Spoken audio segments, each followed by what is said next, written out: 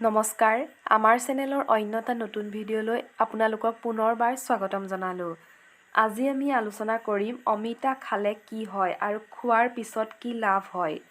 অমিতা হৈছে এনে এবিধ ফল বা পাচলি যাক আমি বিভিন্ন প্ৰকাৰে খাওঁ। বিশেষকৈ দাইলত দি আমি অমিতা বেছিকৈ খোৱা হয়।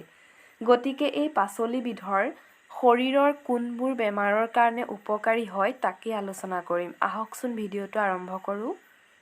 অমিতাই আমাৰ শৰীৰৰ বহুতো বেমাৰ নাইকিয়া কৰাত সহায় কৰে। যিহেতু অমিতাত ভিটামিন চি আৰু বহু বেছি পৰিমাণে ফাইবাৰ পোৱা যায়। তাৰোপৰি কলেষ্ট্ৰল কম কৰিব পৰা পদাৰ্থ ইমানেই বেছি আছে যে যিসকলে শকত হোৱাৰ পৰা ক্ষীণাবলৈ বহু চেষ্টা কৰি আছে, তেওঁলোকে ৰেগুলাৰ কেঁচা অমিতা খাবলৈ ল'লে অতি সোনকালেই ক্ষীণাব পাৰিব।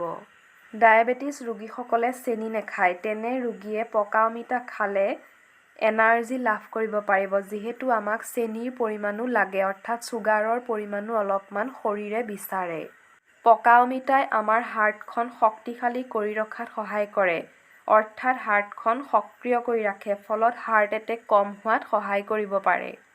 অমিতাত এণ্টি অক্সিডেণ্ট ভৰপূৰ মাত্ৰাত থাকে কাৰণে ই বীজাণু নাশ কৰাত সহায় কৰে। গতিকে অমিতা হৈছে এণ্টি অক্সিডেণ্টযুক্ত এক পাচলি।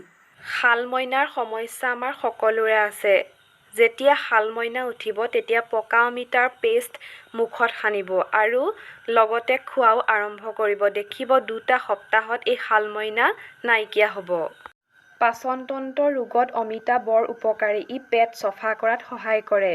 অমিতাই চকুৰ ৰশ্মি বৃদ্ধিত বৰদানৰ দৰে কাম কৰে। চকুৰ ৰশ্মি বৃদ্ধি পাবলৈ হ'লে ডেইলি অমিতা সেৱন কৰক। তাৰোপৰি গাঁঠিৰ বিষ, হাড়ৰ বিষ, এই বিষতো অমিতা বহু উপকাৰী বুলি জনা যায়।